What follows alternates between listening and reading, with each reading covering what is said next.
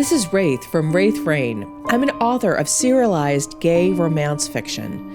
Every week on this podcast, I'll be reading a chapter from one of my gay fantasy shifter serials called Dragon's Reign. I'll explain at the break how you can find out more about this story and others I write. So let's get to it. Chapter 63. Chance. "How is the White Dragon Shifter?" President Goodfellow asked. She was leaning forward, elbows resting on top of the resolute desk. Her gaze was so intense that he felt it through the video screen. On the split screen opposite her, Prime Minister Stanton also seemed to feel that intensity and blinked a few times, shifting behind his own desk. She had seen Caden. She likely knew he was the White Dragon Shifter. The United States would have been searching every single image posted on social media, so even though they did not have the video he had, they would eventually figure out the boy behind the dragon. Everyone would eventually know. He had tried to convince himself that anonymity was possible for Caden, at least for a time, but that was because he had not been born into this technological age. "How are they fitting in?" President Goodfellow pressed. "Iolaire is fitting in just fine," Valerius said. Iolaire and Caden actually were doing well, considering everything. He heard more than saw Shioni shifting on the couch behind him. She was indicating to him her discomfort at this line of questioning. Since he had taken up to the very last minute with Caden before getting on this call, he hadn't had a chance to tell her that Caden wished to come out. He glanced over at her. She had on a bronze skirt and a white, billowy blouse. Her feet were tucked under her butt, and she had her tablet out as always. Their gazes met. Hers was questioning. His was soothing. She frowned for a moment, but then her expression cleared, as she realized that, for some reason, he wasn't worried about this line of questioning. He then turned back to the world leaders. "We are, of course, aware that Iolaire wishes to keep their identity a secret," Prime Minister Stanton stated, clearing his throat. "But President Goodfellow and I believe that since they are in your territory, our countries, that as a matter of national security, we should know who they are."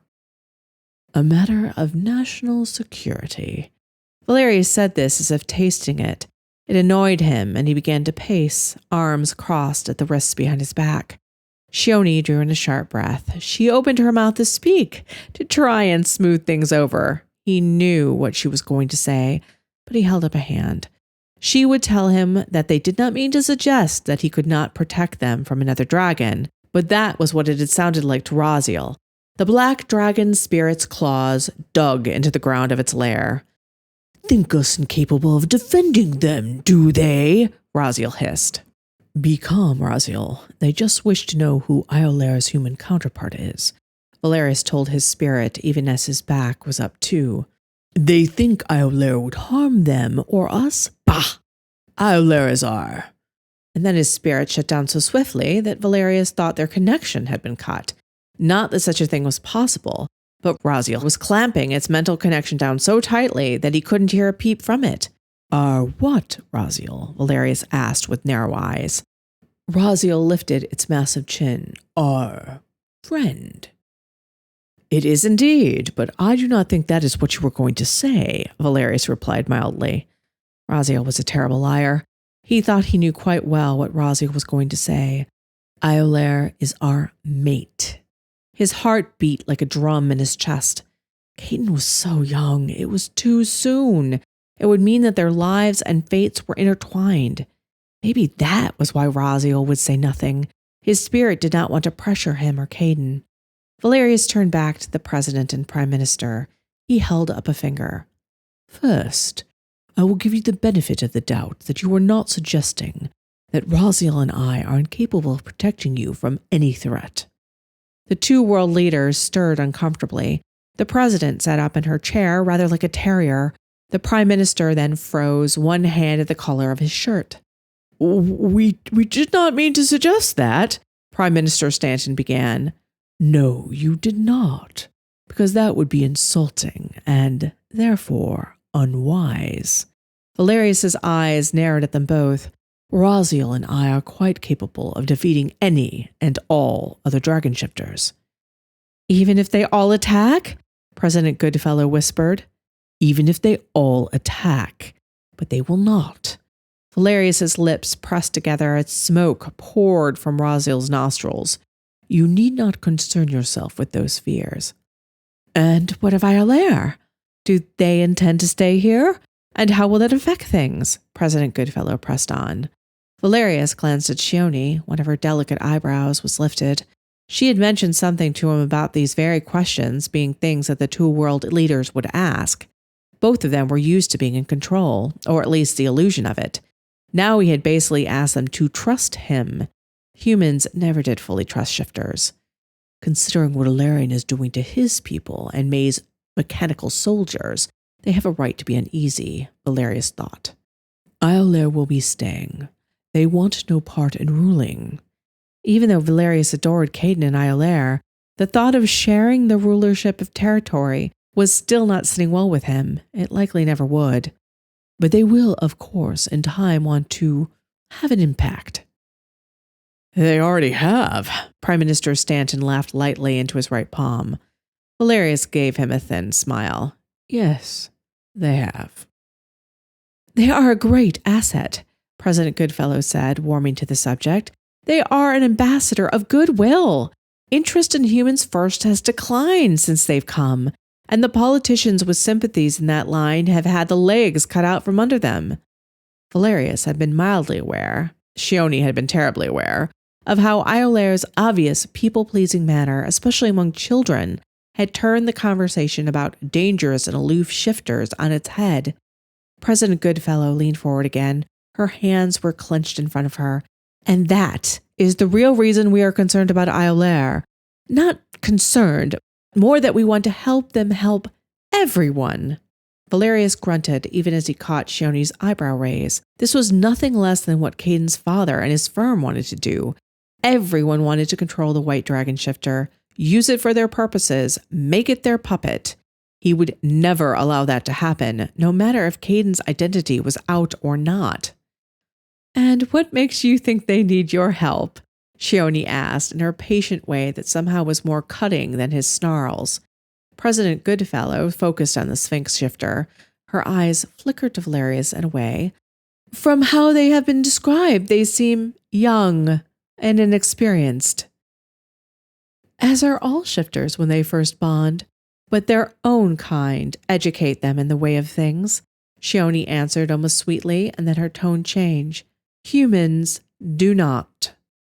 The president's hands tightened in front of her, her knuckles going white. But Iolaire is not some regular shifter. They represent so much more, and if they are going to be in our territory, my territory, Valerius corrected her. Isn't it ours too? Prime Minister Stanton looked gray and uneasy as he said it, but clearly this was something that the two of them had cooked up. He really shouldn't have left them alone to speculate. Shifters take care of shifter business. Iolaire is a shifter, Shioni reminded them, repeating the line that was said over and over as if it had mystical power. But Iolaire is another dragon, Valerius found himself saying quietly. They are different, as President Goodfellow said. Shioni's eyebrows rose, but not in annoyance, in surprise. He really should have delayed this call and talked to her first. He was never going to regret spending more time with Caden. I understand your concerns. This is your home. You represent the people within it. You get to speak to me when others cannot. You must raise your concerns, Larry said, causing everyone in that call to look a little amazed and a little worried. He did not speak this way. He scoffed at such things.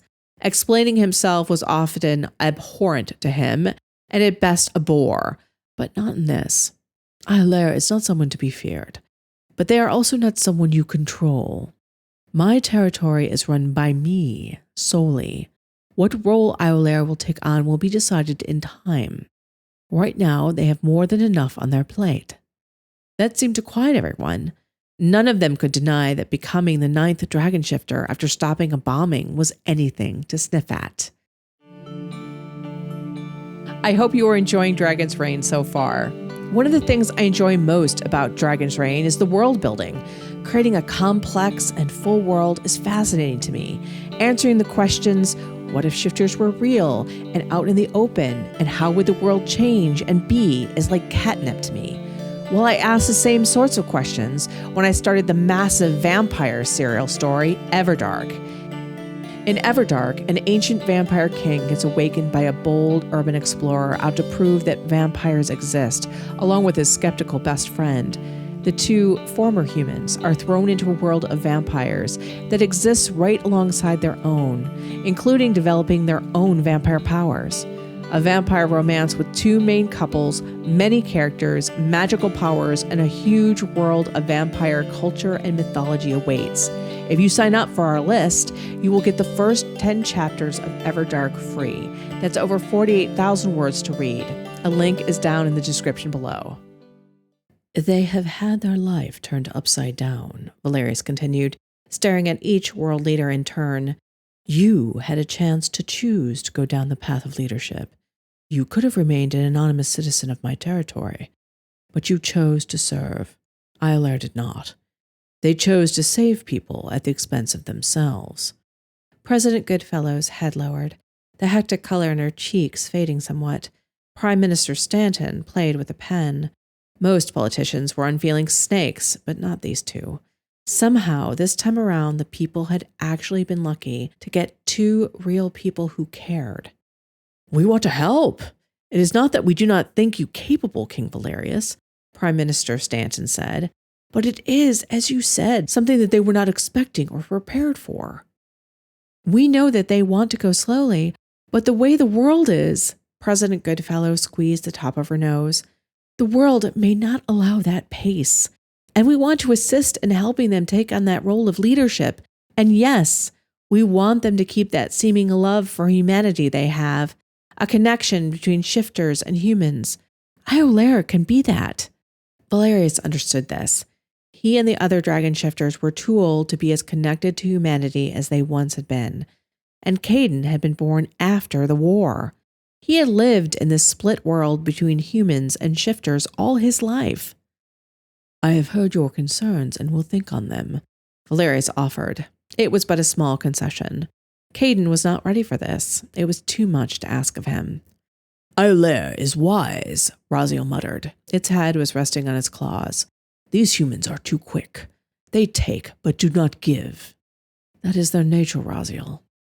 Their lives are short, and their sense of urgency is ever growing, Valerius said. Raziel closed its eyelids. Iolaire is all that matters, not these mortal beings. But Valerius could not altogether agree, and he doubted that Iolaire or Caden would think so either. Will we get to meet Iolaire anytime soon? President Goodfellow looked rather anxious for that. Valerius smiled. She was a fan. Yes, of course. I will arrange some time after the dragon shifters have gone back to their territories. Any idea when that will be? Prime Minister Stanton did not look like he expected a very hopeful answer.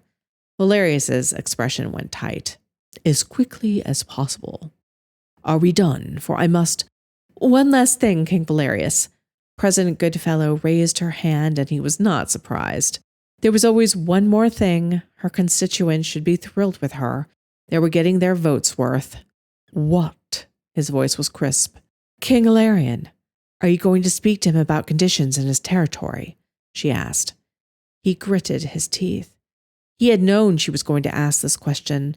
He'd had this absurd hope that he'd get away from this conversation without that being brought up. I have already explained that King Iolaire will not listen to my words, but only my claws, and to go down that route would cause far more damage to humanity, he reminded her tightly. Maybe if it wasn't just you, but if you spoke with the other dragon shifters present, they would agree with you and put pressure on him. Peer pressure? His left eyebrow lifted. Surely even he could not ignore all of you. President Goodfellow looked so earnest, but she always did. I am amazed by your continued belief in the ability for some people to feel shame, he responded dryly. She reminded him of a Girl Scout, he realized. She was smart and desperately wanted to do the right thing. She was motivated by this desire to help, but her imagination about people was limited. Before anyone could speak, Valerius grabbed the remote to end the call. I have heard your words. I will consider all you have said. I will be in touch. He ended the call. The two world leaders winked out of existence. His head fell back and he stared up at the ceiling. He let out a long breath. That could have gone worse, you know, Shioni told him with a lilt of laughter in her voice. He rolled his head to the side to look at her. She appeared rather impish. He scowled. How? He growled. She could have shown up in person this morning. Shioni set the tablet to the side. That was her intent. What? I talked her out of it, obviously. She patted the air between them. All the dragon shifters are here. What did she intend to do? Go canvass them about her desire for a better shifter human world? He scoffed.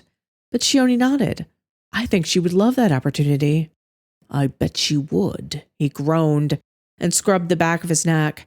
He tossed the remote down and sprawled on the couch opposite her.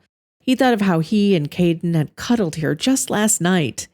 He wished Caden were right there at that moment. But he was talking to Esme. He wondered how that was going. She believes that the rightness of her arguments must be acknowledged. In some way, it's such a pure position, and it does work on people. Shioni tapped her stylus against her lower lip.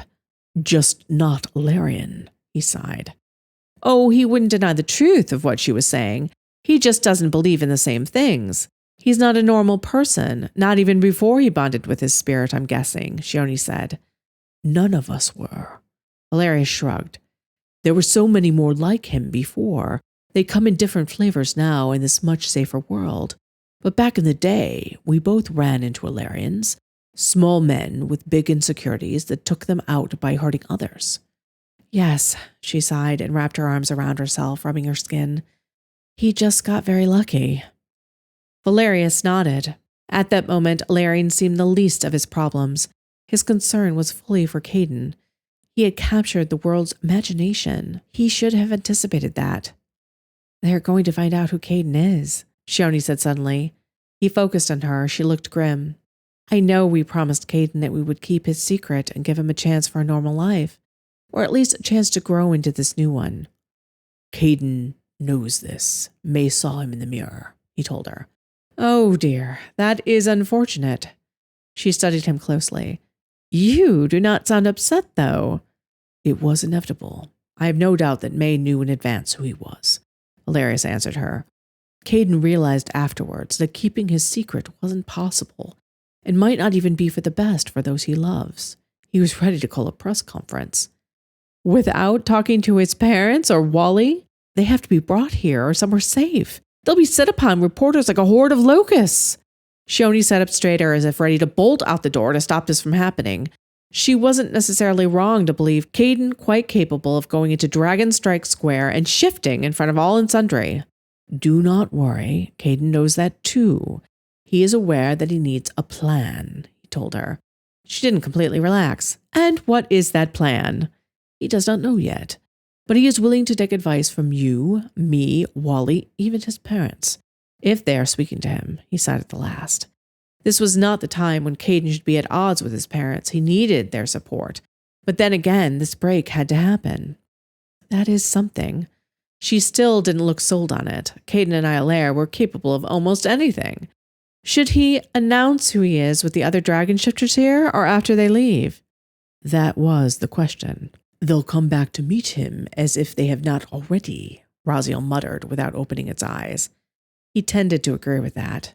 They will be offended if he doesn't agree to meet them in human form, Shioni mused. He is meeting with Esme now. Hers is the only opinion I care for. He waved a hand through the air. He felt tired already. Maybe he could convince Caden to come back and nap in the sun. That would be lovely.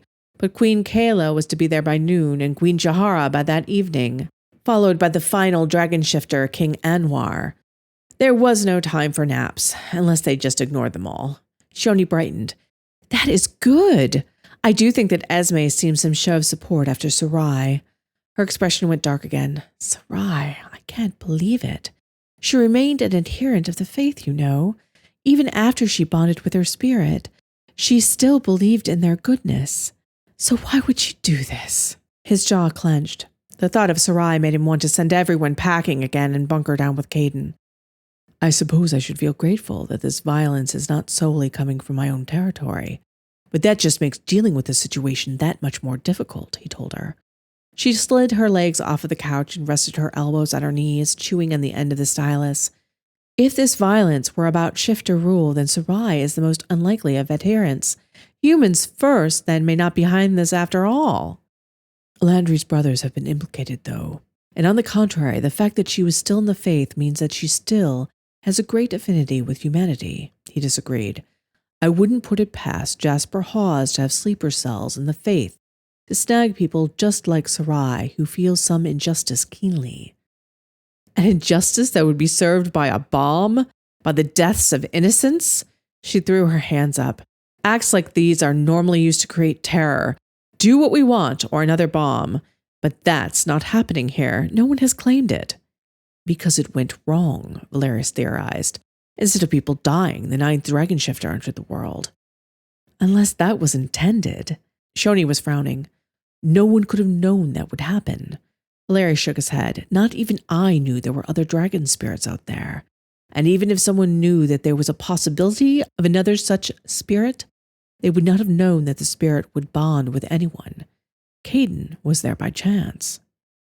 But the spirit wasn't, Shoni stated. We have always theorized that spirits watch us closely before they bond. They pick someone. You've told me so yourself about Raziel. So if somehow they knew where the spirit was, that's two. But their argument was cut short by a sharp knock on the door. Come in, Valerius called, as he saw it was Simi at the door on the tablet. Simi came in, red-faced and sweating as if he had been running. Forgive this interruption, King Valerius, Shoni. Forgive this interruption, King Valerius, Shoni. But that robot Queen May brought you, it's gone insane.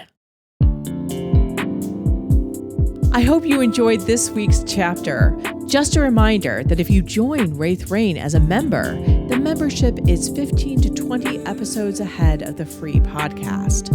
If you'd like to join and listen to all those extra podcasts, not to mention getting access to the other stories and manga on Wraith Reign, a link is down below.